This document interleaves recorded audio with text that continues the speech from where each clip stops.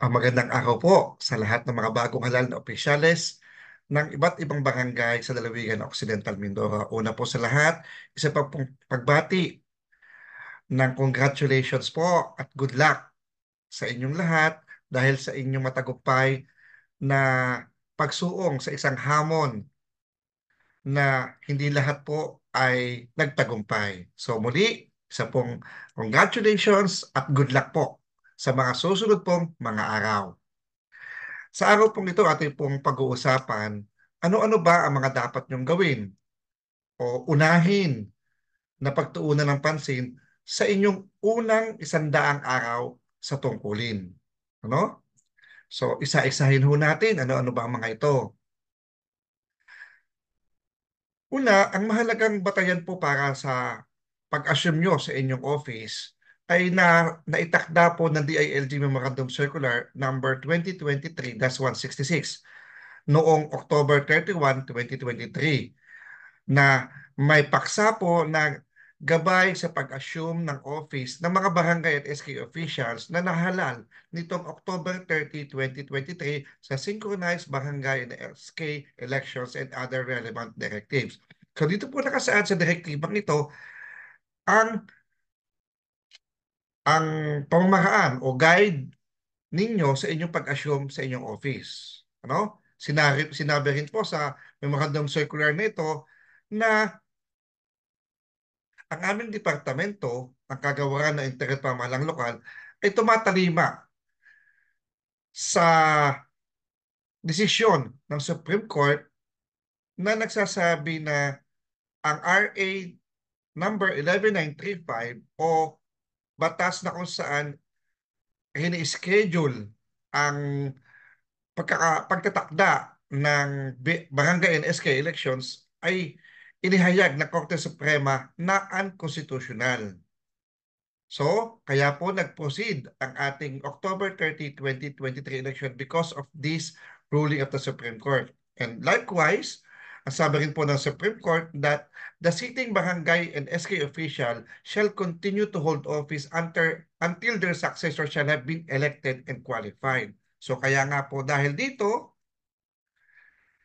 kinalarify po ng Commission on Elections sa kanilang liham sa aming kagawaran na may petsa October 26, 2023 ang sumusunod na if the candidate for the October 30, 2023 BSK obtained the highest number of votes among the remaining candidates for the same position in the same barangay and later on proclaimed and subsequently took his or her oath of office, the said candidate, now preferred to us the winning candidate and or newly elected official, may immediately and effectively assume office. Kaya nga po, hindi na po inantay ang November 30 na dating tinatakdaan ng batas para po ang lahat ng bagong halal na opisyal ay makaupo sa kanilang mga posisyon bilang opisyalis ng barangay. Kaya nga po nagkameron agad tayo ng halos madali ang pag-assume ng mga elected officials. However, bago naman po sila maka-assume ng kanilang posisyon, ay kailangan po munang for SK officials, kailangan po muna nilang mag-undergo ng tinatawag po nating mandatory training. Ito po ay sinasaad under Section 31 ng Revised Rules and Regulations implementing RA 10742 as amended by RA 11716. So lahat po ng bagong halal na SK officials ay kailangan mag-undergo ng SK mandatory training bago po sila maka-assume sa office. So pagdating naman po sa mga halal na opisyalis ng barangay, tulad ng punong barangay, mga sangguniang barangay member, kailangan din po mo nilang isakatuparan, no? Or masiguro ang tuloy-tuloy na serbisyo sa mga barangay at maayos sa transisyon papunta sa bagong terminal ng mga bagong halal, binibigyan din ng DILG na bago ang assumption ay maisagawa muna ang inventory at turnover na hindi higit sa 3 linggo matapos ang proklamasyon. Ano? So, mula po October 31, after ng kanilang proclamation hanggang November 31, ito po yung panahon na kung saan kailangan pong ganapin ang inventory at turnover ng lahat ng kagamitan, kasangkapan, at records ng barangay sa mga bagong uupo opisyales ng barangay. So, mag-i-start po ang ating pagbilang ng unang 100 araw sa tungkulin ng isang barangay officials ay November 21, 2023 hanggang February 28, 2024. So yan po ang unang 100 araw sa tungkulin ng ating mga bagong halal na barangay at SK officials. So mula nga po November 21, ano-ano ba ang dapat tingnan o bigyan pansin ng mga bagong halal na punong barangay at sangguniang barangay? Una, paghusayin ang sarili para sa epektibong pamamahala. Paano po ito sasagawa? Mag-aral at magbasa ng mga paksa tungkol sa pamamahalang pambarangay. So dapat po maging wide reader tayo. Magbasa tayo ng mga libro, ng mga babasahin patungkol sa pamamahalang pambarangay. Una-una po dito nating magiging gabay ay ito po tinatawag nating Local Government Code of 1991 na siya pong pinaka-Biblia ng pamahalang lokal ng Pilipinas. So, pangalawa, alamin po natin ang mga aral na maaaring makuha sa mga komunidad na may best practice. Yung pong mga community o mga LGUs o mga barangay na nagsagawa ng mga nagsagawa ng mga proyekto, mga programa na good for replication. Ano? Ito po ay pwede natin gawin dito ay Barangay Development Plan, DIG-FB pages, at mga mga knowledge products na gawa po ng DILG na patungkol po sa mga best practices ng mga local government units. Isa pa rin po dapat pagtuunan ng pansin ng mga bagong halal nating opisyal ay palawakin ang kaalaman at kakayahan sa pamamagitan ng pakikilahok sa mga seminars at training. So, kailangan po natin mag-invest sa mga trainings and seminars. So, dahil po dito, umattend po kayo sa mga patawag ng Barangay Newly Elected Officials Orientation Program at sa mga specialized courses na ibinibigay po ng iba't ibang ahensya ng ating pamahalaan at mga NGOs tulad po ng patungkol sa usaping katarungang pambarangay at local legislation. No? Bukod dito, hindi lamang kailangang maayos ang ating pag-iisip, kailangan din po ihanda din natin ang ating pisikal na katawan sa pamamagitan ng pagkakaroon ng regular na ehersisyo at pagkakaroon ng sapat na pahinga. Sapagkat ang sinuong ho ninyong trabaho ay hindi ho basta-basta. Ito ho ay nangangailangan ng dedikasyon, commitment, at lagi po tayong bukas 24/7. Pangalawa na dapat bigyang pansin ng isang bagong halal na opisyal ay ang pagtatalaga ng mga appointed officials and employees. Sa Local Government Code, dalawa lamang po halos ang appointed officials ho natin. Ito po yung ingat yaman at ang kalihim. Yung iba naman po ay mga appointed din man po, pero hindi po sila tinatawag ng mga barangay officials. So dalawa lamang po, aside from the punong barangay, SK, sangguniang barangay member, ay may dalawa po tayong appointed officials na barangay officials po natin. Ito ang secretary o kalihim at ingat yaman o treasurer. Unahin po muna natin ang kalihim. Ito po ay dapat italaga ng isang punong barangay. Kada barangay dapat may isa ho tayong tinatalagang barangay secretary o kalihim. Ano ba ang dapat taglay niyang kwalifikasyon? Una, nasa legal na gulang siya. Kwalipikadong manghahalal, ibig sabihin, qualified voter. Hindi ho kinakailangan dito ang isang registered voter. As long as ang taong itatalaga ay kwalipikadong manghahalal, pwede na po ito. Pangatlong kwalifikasyon ay aktual na naninirahan sa kinauukulang barangay. Hindi po pwede nating i-appoint o italaga ang isang kagawad ng barangay. Hindi rin po maaari ang isang kawani ng pamahalaan. At hindi rin po lalo maaari italaga ang kamag-anak ng punong barangay hanggang sa ika-4 na antas ng magkamag-anak sa kasal man o sa batas. So, ibig kong sabihin, 4th degree of consanguinity or affinity. So, hindi po dapat kamag-anak ito ng punong barangay hanggang sa antas na nabanggit. Sapagkat ang punong barangay po ang appointing authority. Kailan ba dapat magtalaga ng isang kalihim? Dapat po magtatalaga ang isang punong barangay ng kalihim hindi higit sa 15 araw mula nang siya ay mag-assume bilang punong barangay o dapat bago pa man mag-conduct sila ng unang regular na sesyon. Meron na po dapat appointed na kalihim ang punong barangay. Ano ba mga kinakailangan dokumento para sa paghirang o pagtatalaga ng isang kalihim? Una ay yung appointment na permado ng punong barangay. Pangalawa ay after po niyang i-appoint ang kalihim, kailangan po itong panunumpa sa tungkulin yung or oath of office. Pangatlo ay yung pong kapasyahan ng sangguniang barangay na nagpapakita ng pagsang-ayon ng punong barangay at mayorya ng mga kagawad sa pagkatalaga. O ibig sabihin, ito po yung kinakailangang concurrence ng sangguniang barangay na ito'y nakapaloob sa isang kapasyahan o isang resolusyon. Yan. So, napag-usapan na po natin ang pagtatalaga ng isang kalihim. At itong mapag-usapan ang pagtatalaga ng isang ingat yaman. Ang isang ingat yaman na itatalaga ni punong barangay ay dapat nagtataglay ng mga sumusunod. Nasa legal na gulang, kwalipikadong manghahalal, at aktual na naninirahan sa kinauukulang barangay. Katulad ng isang kalihim, itong babanggatin ko ay mga hindi kasama sa kwalifikasyon o mga disqualifications ito ng isang ingat yaman. Una, kagawad siya ng barangay, kawani ng pamahalaan, at kamag-anak or within the fourth degree of consanguinity or affinity sa appointing authority o ng punong barangay.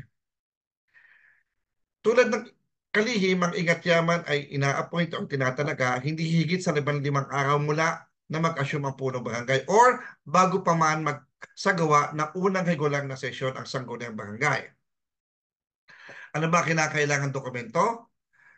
First, appointment na pirmado ng punong barangay, oath of office, at ang resolution concurring the appointment ng ingat yaman or kinakailangang kapasyahan ng sangguniang barangay na nagpapakita ng pagsang-ayon sa appointment na ginawa or ginawa ni punong barangay. So yan po ang mga dokumentong kailangan ng isang ingat yaman at ng isang kalihim. So aside from the barangay secretary at barangay treasurer, kailangan din pong magtalaga ng mga lupong tagapamayapa ang isang punong barangay na bumibilang ng 10 hanggang 20. So, 10 to 20 members ng lupong tagapamayapa ang kailangang i-appoint ng isang punong barangay. Ano ba mga kwalifikasyon para maging miyembro ng lupong tagapamayapa, aktual na nangyayarahan o nagtatrabaho sa barangay na ipina hindi ipinahay na inalisan ng kahapatan ng batas. Ipinahayag na inalisan ng kahapatan ng batas. Hindi ko maintindihan yun.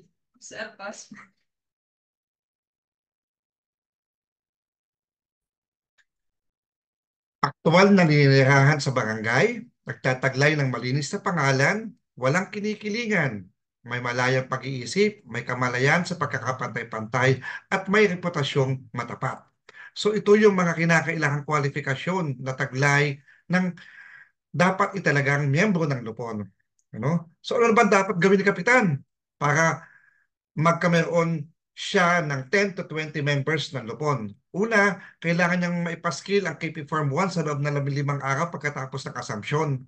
So, after pa lang may appoint po ng barangay or matapos niya mag-assume as punong barangay, kailangan niyang magpaskil using KP Form number 1 sa loob ng 15 araw sa 3 conspicuous places sa barangay. Ano? Ng mga pangalan ng prospect appointees na lupon. manatili ang pagpapaskil ng mga nominadong itatalaga sa lupong tagpamayapa sa loob ng 3 linggo para makita ng kanyang mga kabarangay kung sino-sino ba ang mga prospect appointees niya. And then, after ng lapse ng 3 linggo, maitalaga ang napiling lupong tagpamayapa sa loob ng 10 araw matapos ang pagpapaskil. So after 3 weeks ng posting, wala namang objection from the constituents, kailangan niyang mag-appoint ng 10 to 20 members ng lupon. No? So ano ba kinakailangan yung dokumento or gabay? Ito yung katahungang pambarangay. Formularyo bilang 1 hanggang 5. So yung Form 1 hanggang Form number 5. Yan mga kailangan nating documents.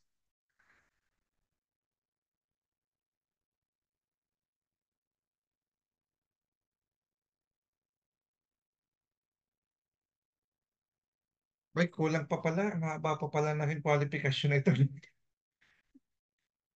Sige, sir. Sabihin niya lang, sir.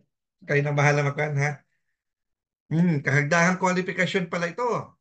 Mamamayan ng Pilipinas, aktual na rinirahan sa kinaukulang barangay. Ay, tanod pala. Mali. Tanod na pala ito. Okay na yun. Cut.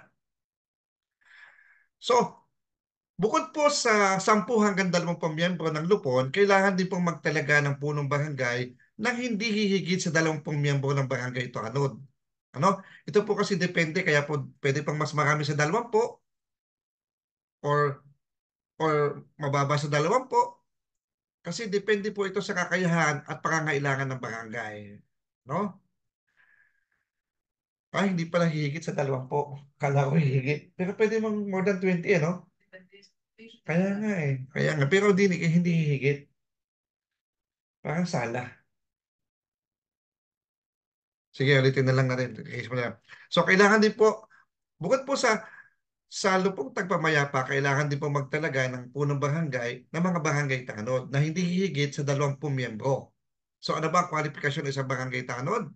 Una, mamamayan ng Pilipinas, aktual na inirahat sa kinaukulang barangay na hindi bababa sa 6 na buwan.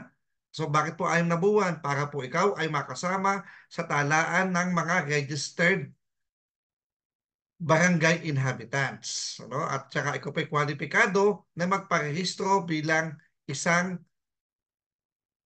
kwalipikadong manghahalal. Yan. 18 hanggang 60 taong gulang, marunong bumasa at sumulat o hanggat maaari nakatapos sa edukasyong sekundarya, may mabuting pagkatao, may pisikal at mental na kakayahan. Mga dapat kailangan para sa pagkatalaga ng barangay tanod. So hindi hihigit ng 2 buwan matapos ang assumption, kailangan pong magtalaga ng barangay tanod. Ano ba mga kinakailangan? Kapasyahang Kapasyahan ng Barangay Peace and Order Committee na nagbibigay rekomendasyon para sa barangay tanod. So BPOC resolution recommending for the appointment of the following persons as barangay tanod. Ano po? Paghirang na pirmado ng punong barangay, and then kapasyahan ng sangguniang barangay na nagpapakita ng pagsang-ayon sa mga itinalagang barangay tanod ng punong barangay. And then, yun nga po, kailangan din po ng oath of office. So, isa rin po namin pinagbibigyan din ng Department of the Interior and Local Government, yun pong retention and continued service ng mga barangay health workers under Joint Memorandum Circular number 2023-001 of the ILG and Department of Health. So dito po sa Joint JMC na ito, binibigyan din po na i-retain po ang mga barangay health workers na nag-undergo na ng trainings, nag-undergo na ng skills enhancement, at napaglaanan na ng mga gugulin ng ating barangay. So, kaysa magbago pa uli ho tayo ng mga barangay health workers na kailangan mag-undergo ng training and skills enhancement, amin pong pinagbibigyan diin na i-retain na po natin ang continued service po ng mga dati ng barangay health workers. Aside from this din po, ay amin din pong pinagbibigyan din, retain din po ang services ng mga barangay nutrition scholar. So, pangatlo po na dapat bigyang pansin ng mga bagong halal na opisyal is alamin ang kalagayang pinansyal ng barangay. Bakit po? Kasi dito po nakasalalay ang gugugulin ninyo sa loob ng inyong panunungkulan. No? So, kailangan nyo pong basahin at aralin ang financial records and reports ng barangay. Alamin kung magkano pa ang mga naritirang budget para sa mga naturang proyekto ng taong kasalukuyan. So ito pa ginagawa sa unang linggo ninyo pagkatapos nyong mag-assume. So, ano ba titignan ninyo? Yung approved annual and supplemental budgets for the current year, report of cash transactions and funds available as of date of turnover, and statement of income and expenditure from January 1 to November of the current year.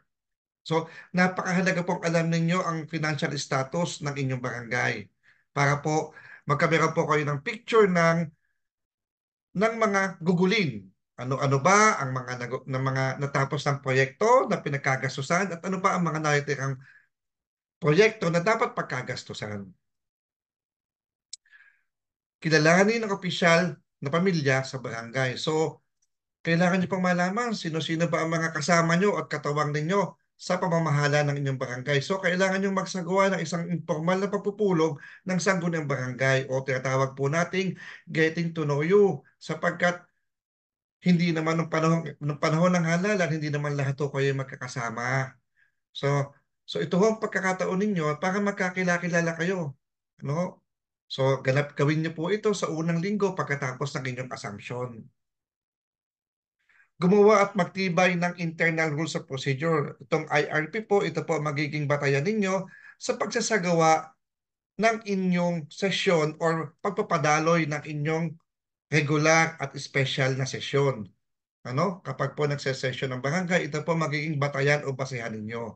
Itong internal rules of procedure. So, ito po ay ginagawa sa loob ng 90 days after assumption. So, ano pong kinakailangan dito? Kailangan nyo po ng kapasyahan o resolusyon na nagpapatibay sa inyong IRP. So, nakapaloob po sa inyong IRP ay ang pagtatalaga ng regular na komitiba ng sangguniang barangay. Ito po ang mga regular na komitiba. Committee on Appropriations, Committee on Cooperative Development, Committee on Environment Protection, Committee on Women and Family Welfare, Committee on Human Rights, Committee on Youth and Sports Development, Committee on Education, Committee on Ways and Means, Committee on Peace and Order and Public Safety, Committee on Health and Sanitation, Committee on Agriculture, Committee on Livelihood and Employment, and Committee on Public Works and Infrastructure. Bukod po dito, pwede pa rin pong mag-organize ng iba't ibang committee ang sangguniang barangay as long as it is necessary. So, ito po ay ginagawa sa loob po ng 10 araw pagkatapos ng inyong assumption. And then, nakapalo po ito sa isang kapasyahan na nagpapatibay ng mga standing committees. Pero kapag po naman pinagtibay ninyo ang inyong IRP, nakasaad na rin po dito sa inyong IRP ang mga standing committees.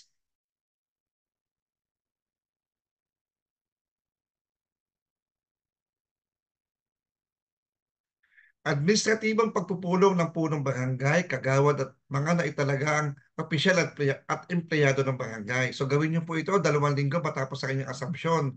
So kailangan niyo po magtalaga ng mga officers of the day, kailangan niyo din pong mag-isagawa ang pagkakaroon ng uniform and then yung citizens charter ng barangay. So lahat po ito ay dapat nakapaloob sa isang administrative order or executive order para po ito ay maging existing policy na ng barangay na dapat i-observe ng lahat ng namumuno sa barangay.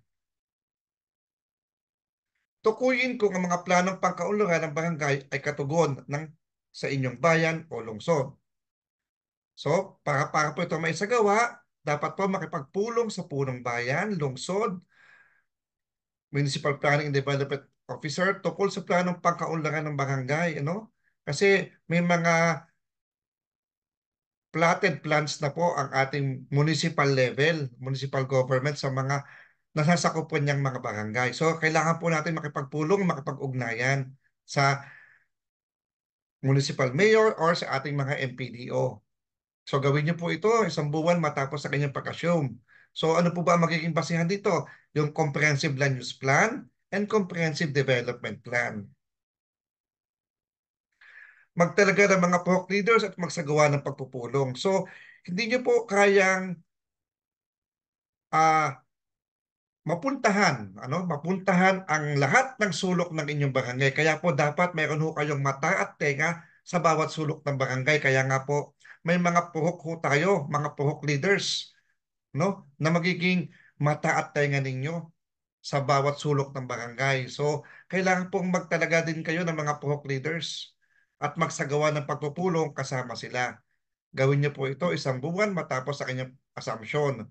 So, ang pagkatalaga, pwede po yan ay through an executive order. And then, yun namang pagsasagawa ng pulong para po maging basihan ninyo ay yung mga minutes of meeting, picture, and attendance sheet. Pagbubuo ng malakas sa suporta ng komunidad.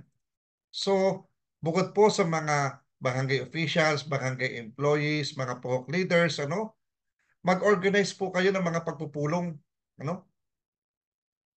Kasama ang mga POC leaders, kasama ang mga barangay officials, kasama ang mga appointed officials. Gawin nyo ito 1 buwan matapos ang inyong assumption. So, mga kinakailangan, minutes of meeting, picture, and attendance sheets. Kasi sa mga pagpupulong pong ito, dito nyo po malalaman ang saloobin, mga hinaing ng inyong mga nasasakupan. So, mag-ukay manatili sa inyong barangay hall, sa inyong opisina. Lumabas po kayo, kasama ang inyong sanggunian, kasama ang POC leaders, makipagpulong po kayo sa inyong komunidad. No? And then, hikayatin po ninyo ang mga civil society organization na magpa-accredit sa barangay. Kasi ang mga civil society organizations po ay katuwang ho natin. Katuwang po natin sila sa pagbibigay serbisyo sa ating barangay. Gawin niyo po ito 1 buwan pa rin matapos ang inyong pag-assume at tuloy-tuloy sa buong termino. So yung pag-accredit po ng CSO ay napapalo po ito dapat sa isang kapasyahan ng sangguniang barangay. Pagbuo ng matibay na kasunduan sa pagitan ng barangay at mga CSOs. Nabanggit ko po kanina na ang mga CSOs ay katuwang natin sa pagbibigay ng serbisyo sa ating nasasakupan. So, patibayin po natin ang ugnayan sa kanila. So, 2 buwan matapos ang assumption at tuloy-tuloy sa buong termino. Dapat po ito tuloy-tuloy, So, yung pagpapatibay ng ugnayan natin sa mga CSO, dapat po yung nakapaloob sa isang kapasyahan na nagbibigay ng otorisasyon or authority sa punong barangay na, na pumasok sa isang kasunduan katuwang ang CSO. So yung kasunduan ito, tinatawag po nating MOA or MOU sa pagitan ng barangay at CSO. So, napatibay na po natin ang ugnayan natin sa CSO, yung ugnayan din natin sa community, through mga pagpupulong-pulong, pagtatalaga ng mga iba't ibang opisyalis ng barangay, pagtatalaga ng tanod, lupon, mga puhok leaders. Mga instrumento ho natin sila para mapaganda po natin ang pagsaserbisyo sa ating barangay. So, aside from that po, may mga iba't iba pa rin ho tayong mga councils, mga institutions na kailangang i-organize para po lalo nating mapagtibay ang ugnayan natin sa ating mga nasasakupan. So, i-organize po natin ang Barangay Development Council at iba pong mga barangay-based institutions. So, Barangay Development Council, BBIs, gawin niyo po itong pag-organize na ito 1 buwan matapos ang inyong pag-assume sa pamamagitan po ng executive order. And then, hindi po natatapos sa pag-organize ng different council, different institutions. Hanggang doon na lang ba? Hindi po. Kailangan po magsagawa kayo ng mga pagpupulong. Ano? 1 hanggang 2 buwan. Matapos ang assumption ay isagawa nyo na po ang pagpupulong. Ano po ba ang kinakailangan dito? Minutes of meeting, picture, and attendance sheet. So, dapat po regular ang pagpupulong ng Barangay Development Council at iba pang mga barangay-based institutions. So dapat din po, pagka sa inyong pananungkulan, hindi po kayo dapat naliligaw.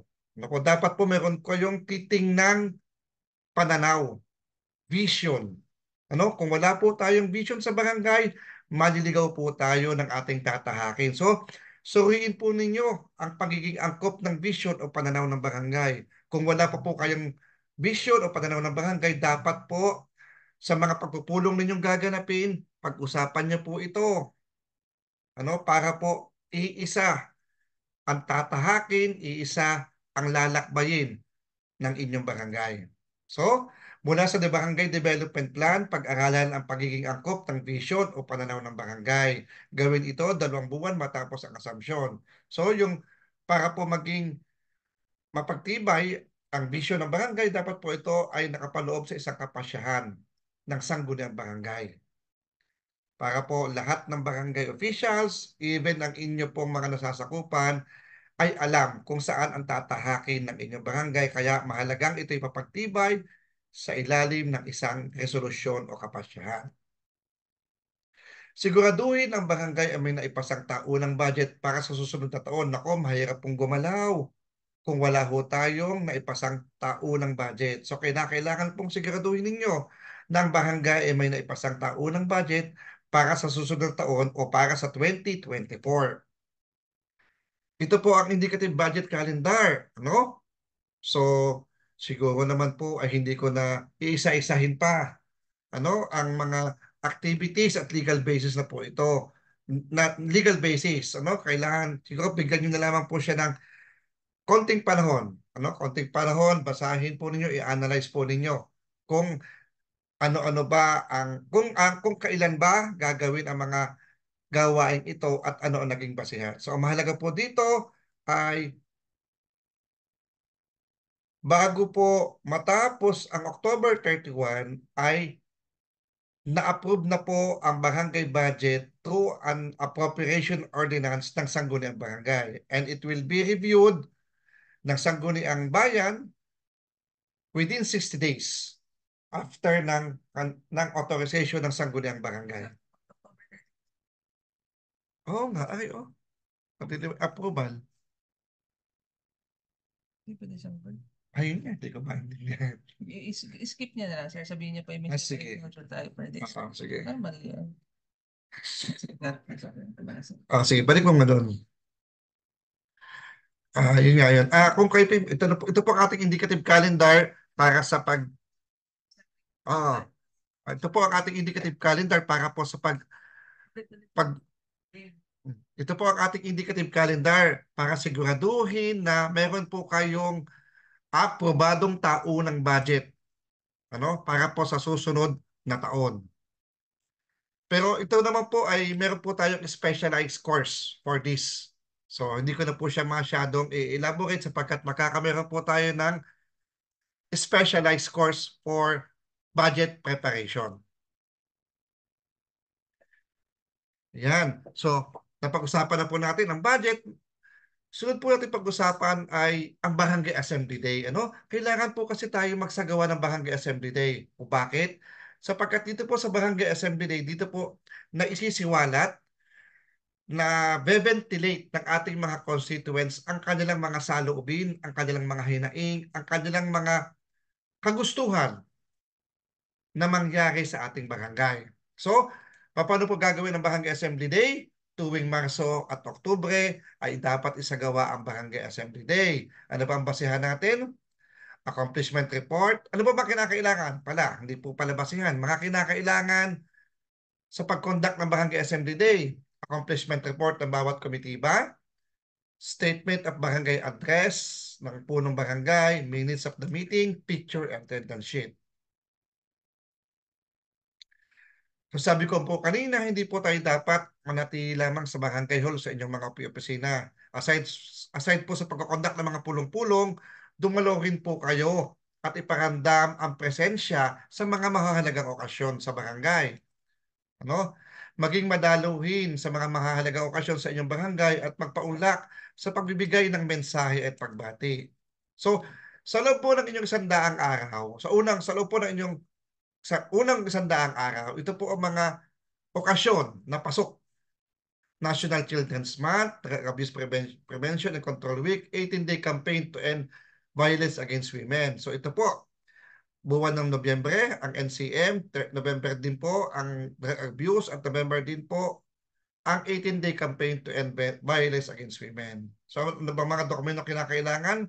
Post-activity compliance report or accomplishment report, JTAG photos, attendance sheet, and the state of children's report. Yan po ang mga kinakailangan natin. Ang mahalaga, action agad at gawin ang mga kayang isakatuparan ng mga proyekto, no? Gawin ang mga proyekto at pagbabago na kayang isakatuparan kaagad. Ano? Sa unang 100 araw, pumili ho kayo ng mga proyekto na quick wins. Ano? Yun ang madaling isakatuparan at may makikita agad na pagbabago. So ano ba ang kinakailangan dokumento? Post-activity compliance report, accomplishment report, and geotag photos. Ipahayag ang mabuting balita at ipagdiwang ang mga katagumpayan. Magsagawa ng pag-uulat para sa unang 100 araw ng panunungkulan. So sa February 28, 2024, o pagkatapos ng unang 100 araw sa panunungkulan, ay mag-ulat po kayo. Ano? Mag-ulat po kayo on your first 100 days. Ano ba ang naging accomplishment ninyo sa loob ng 100 araw? Ano? Iulat po ninyo ito, ano? Sa pamamagitan po ng mga babasahin, or through assembly, or through social media page. So, yan po ang mga mahalagang dapat nating isakatuparan sa loob ng unang 100 araw ng inyong panunungkulan. Ito po ang inyong lingkod, ang Panlalawigang Patnugod na Kagawaran ng Interior Pamalang Lokal sa Dalawigan, Occidental Mindoro, Juanito Olavi Jr., nagsasabing, mabuhay po kayo at marami pong salamat. For more episodes like this one, like and follow DILG Occidental Mindoro.